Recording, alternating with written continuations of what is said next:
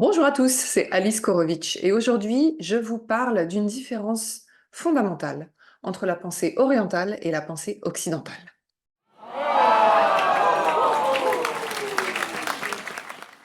Mon domaine d'activité, c'est la médecine chinoise et j'aide les gens à mieux comprendre leur corps, leurs émotions, leurs ressentis, mais aussi à avoir des outils pour s'accompagner au quotidien avec cette pensée traditionnelle chinoise. Et qu'est-ce que j'observe le plus dans mes accompagnements? Outre le fait qu'il faut effectivement rentrer dans une nouvelle matrice de pensée, c'est que les gens sont très hésitants dès lors qu'il s'agit de passer à la pratique. Ils osent pas, ils ont peur de mal faire, ils se sentent assez démunis et ils se sentent jamais suffisamment prêts. Et là, on touche à quelque chose de très très important, parce que bien plus que la théorie, c'est la pratique qui nous enseigne. Et à ce sujet, on observe une différence fondamentale entre les pensées d'Orient et d'Occident. Commençons par l'Occident, puisque c'est chez nous. L'évolution de la pensée occidentale moderne, celle qu'on a aujourd'hui, elle vient évidemment de loin, mais elle a commencé à se construire à partir de la Renaissance, et ensuite avec le siècle des Lumières, ce qu'on a appelé l'âge de raison, la rationalité. Et cette évolution de pensée a peu à peu coupé l'humain, l'être humain, de son univers, de la nature, en le plaçant au-dessus de tout du point de vue de l'intelligence. Et ça a façonné notre manière de voir les choses et de voir le monde, et aussi notre manière d'apprendre, qui met beaucoup l'accent sur la théorie, bien plus que sur la pratique. Chez nous, ici en Occident, on veut avoir compris la théorie avant de passer à la pratique. On veut avoir maîtrisé l'abstrait avant de passer au concret, avant de s'autoriser à passer au concret. Alors, c'est pas inutile, bien sûr, mais c'est dans bien des cas assez stérile. Le fait d'apprendre comment fonctionne le moteur d'une voiture, ça va pas vous apprendre à conduire. Le fait d'apprendre en théorie, oui, il faut tenir le volant, il faut faire ça, très bien, mais ça va pas vous apprendre à conduire. Ce qui va vous apprendre à conduire, c'est de vous mettre à un volant et de faire. En Occident, il y a une primauté assez nette qui est donnée au domaine des idées par rapport aux actes, au domaine de la réflexion par rapport à l'action, et plus généralement, une primauté assez nette du cerveau par rapport au corps. Je pense, donc je suis. Tout le monde connaît cette phrase hyper célèbre, hein, de René Descartes, et qui montre à quel point notre pensée occidentale a coupé, a vraiment créé une coupure très nette entre le corps et l'esprit, qui sont deux entités bien séparées, et c'est l'esprit qui prime sur le reste du corps. Par extension, c'est ce genre de pensée qui conduit à l'argument qu'on utilise beaucoup ici, tant que c'est pas prouvé scientifiquement, alors c'est pas valable. Alors que l'expérience et même parfois le simple bon sens démontrent le contraire. Donc, l'Occident est beaucoup pétri et guidé par la notion de vérité. En Orient, c'est différent parce que le corps et l'esprit ont beaucoup moins été séparés. En Orient, ou en tout cas dans la pensée chinoise traditionnelle, puisque c'est le domaine dont je suis en train de vous parler, la théorie et la pratique s'apprennent en même temps. Elles se nourrissent mutuellement. Yin-yang. Yin-yang, ça fonctionne comme ça, comme ça. Je ne sais pas comment vous le montrer, mais voyez? L'esprit oriental est plus focalisé sur l'efficace que sur le vrai, ou le prouver théoriquement, le prouver scientifiquement. L'accent est davantage mis sur le sensible et l'expérimentation. D'ailleurs, dans la pensée chinoise, le siège de l'esprit, c'est pas le cerveau, c'est le cœur qui bat et qui ressent des émotions. Donc la théorie se construit autour de l'observation, autour de l'expérimentation sensorielle, et elle s'adapte, elle n'est pas rigide. Il existe même un aphorisme qui dit si ça fonctionne, alors c'est vrai. C'est pour ça qu'en Orient, on apprend essentiellement par l'observation et par la pratique. En plus d'apprendre les classiques, hein, je ne dis pas que la théorie n'existe pas chez eux, loin de là. Mais c'est vrai que c'est en Occident qu'on a tendance à apprendre fastidieusement toute la théorie avant de passer à la pratique, alors qu'en Orient, on va mélanger les deux. On dit, en Orient, dans la Chine, on dit que le maître ne montre que les trois coins de la table.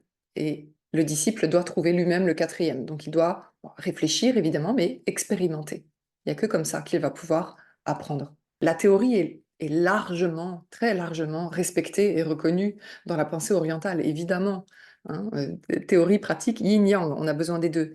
Mais elle n'est que le corollaire de la pratique.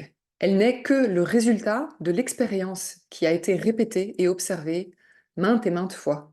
Et là, on a cette phrase très très célèbre aussi, attribuée à Confucius, Kongfuzi, comme on dit en chinois, qui dit: «J'entends et j'oublie, je vois et je me souviens, je fais et je comprends.»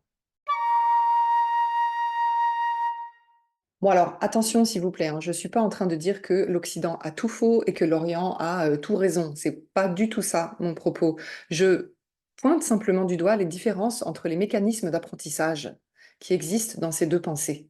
Évidemment que la pratique tient une bonne part dans notre apprentissage à l'occidental, et heureusement. C'est juste que la pensée, le discours, le cerveau, l'argumentation sont beaucoup plus mis en avant que l'expérience sensorielle. Vous savez que moi j'ai une formation de musicienne et on voit ça dans le domaine musical avec le domaine honni des pauvres petits élèves en conservatoire, qui est le solfège. Apprendre à lire des notes avec le nom, c'est complètement dématérialisé, coupé de la réalité sensorielle de la musique. Et si on n'avait pas cette pratique musicale à côté, faire de l'orchestre, faire de l'instrument, faire du chant, etc., c'est de la pure torture sans ça, le solfège, vous voyez? Et pourtant, on continue, il faut faire du solfège, c'est très important. Oui, oui, c'est important, on est d'accord. Mais il ne faut pas que ce soit coupé de la pratique musicale. Sans ça, c'est complètement stérile.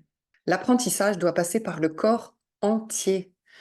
Les grands pédagogues comme Montessori, Steiner Waldorf, Freinet, il y en a d'autres, hein, ils ont bien mis ça en avant. Et ça tend à être effectivement prouvé, démontré, ou en tout cas largement confirmé par les neurosciences.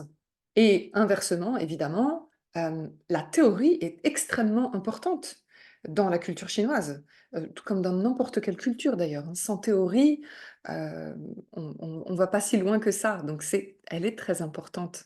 D'ailleurs, l'apprentissage par cœur de tous les classiques était une part extrêmement importante de la formation des érudits et des fonctionnaires d'État en Chine antique. On apprenait les classiques par cœur.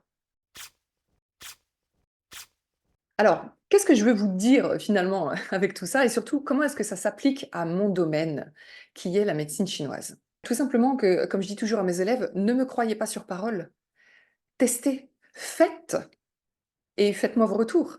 Pour entrer dans une nouvelle matrice de pensée, évidemment, il faut s'attaquer à la théorie, il faut comprendre quelques concepts et au début, bah, il faut les comprendre par les mots. Mais je ne peux pas envisager de transmettre ces concepts sans des exercices pratiques qui vont les faire comprendre par le corps. On ne peut pas y couper. Quand j'enseigne le qi, le yin-yang, les 5 phases, évidemment que j'en parle, mais très, très vite, je propose des exercices corporels pour que ça passe par le ressenti. Parce que oui, on peut ressentir le qi, on peut ressentir le yin-yang, on peut ressentir les 5 phases, on peut ressentir les 3 trésors. On doit même les ressentir si on veut pouvoir bien les comprendre. Ça doit passer par nos capteurs sensoriels externes et par nos sensations internes. C'est obligatoire. Sans ça, on passe à côté de l'expérience, mais on passe aussi à côté de la compréhension et finalement, on passe à côté de la connaissance. La connaissance est incomplète si elle reste uniquement sous forme de mots et de concepts abstraits. Il faut qu'elle se soit incarnée, transvasée dans le concret. Et une fois qu'on a incorporé et incarné toutes ces notions, eh ben, tout le reste devient beaucoup plus fluide et beaucoup plus amusant. Croyez-moi, hein, c'est bien plus fun. Donc, pour conclure, comprenez bien une chose, c'est que la théorie, ce n'est que la mise en mots, la mise en concept de l'expérience vécue dans la matière concrète. C'est rien d'autre que ça, la théorie. C'est-à-dire que on expérimente le monde, on vit le monde. Un petit enfant, il n'a pas besoin de comprendre ce que c'est que la gravité pour savoir que s'il lâche son stylo, ou son verre d'eau, ou enfin, peu importe, son ballon, ça tombe par terre. Il le sait. Il le sait depuis qu'il est tout petit, depuis la première fois qu'il a lâché quelque chose et que c'est pas resté dans sa main. Waouh! On le sait intuitivement. Ensuite, La théorie, c'est tout ce qui va venir expliquer ça avec les grandes lois. Bah, les grandes lois, dans notre pensée occidentale, c'est les lois de la physique newtonienne, dans une autre pensée, ça va être autre chose. Par exemple, le yang monte, le yin descend. Quoique, le yin monte et le yang descend aussi. Ça, c'est toute la complexité de la pensée chinoise et sa beauté aussi dans toute sa souplesse.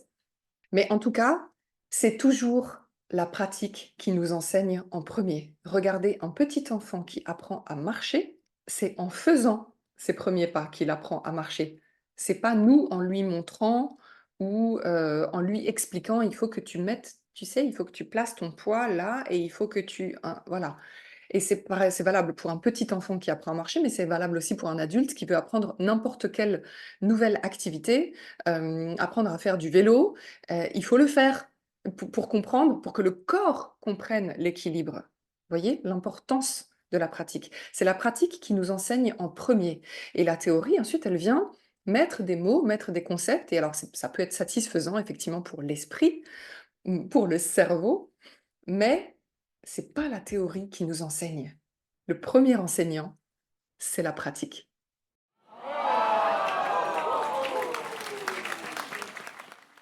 Vous voulez mettre un peu de médecine chinoise dans votre vie? Vous voulez connaître vos méridiens? Vous voulez savoir utiliser vos points d'acupuncture? Vous voulez avoir des outils au quotidien pour vous accompagner? Ça tombe bien, c'est ce que je fais. N'hésitez pas à me contacter si vous voulez en savoir plus. Il y a des liens sous cette vidéo et quant à moi, je vous dis à bientôt!